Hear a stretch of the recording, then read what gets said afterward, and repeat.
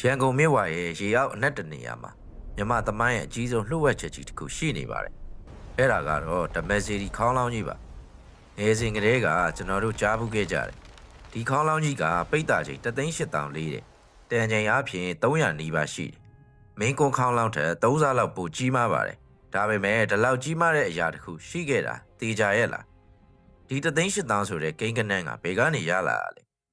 တကယ်လို့သမိုင်းထောက်တာခိုင်ခိုင်လုံလုံမရှိပဲဗဇက်ရဆိုနေနဲ့ခြေကားပြောဆိုနေကြတာဆိုရင်ရောဒီနေ့ knowledge ချမ်းရှိမှကျွန်တော်တို့ယုံကြည်မှုကိုဘေးပယ်ထားပြီးတော့အမှန်တရားကိုရှာဖွေပါမယ်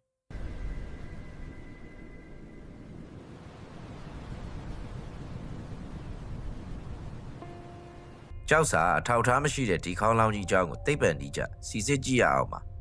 သမိုင်းကိုပြန်ကြည့်မယ်ဆိုရင်1484ခုနှစ်ဝန်းကျင်က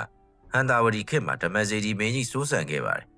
သူကတာမန်ဘရင်မဟုတ်ပါဘူးပြီးတကတ်သုံးမှုကျွမ်းကျင်တဲ့ဘုန်းကြီးလူထွက်ပညာရှိတစ်ပါးပါသူ့လက်ထက်မှာသာသနာရေးဆိုင်ရာပြုပြင်ပြောင်းလဲမှုတွေကိုကလျာဏီသိမ်ကျောက်စာတွေမှာအတိအကျမှတ်တမ်းတင်ထားခဲ့သူပါဒီနေရာမှာမိကွန်းကြီးတစ်ခုပေါ်လာပါတယ်ဒီလောက်စာပေပညာရှိတဲ့ဘရင်တစ်ပါးကသူ့ဘဝရဲ့အကြီးကျယ်ဆုံးကမ္ဘာအကြီးဆုံးဖြစ်လာမယ်ခေါင်းလောင်းလူကြီးအတွက်ဘာကြောင့်တီးတန်းကျောက်စာကိုရေးမထိုးခဲ့ရတာလဲလက်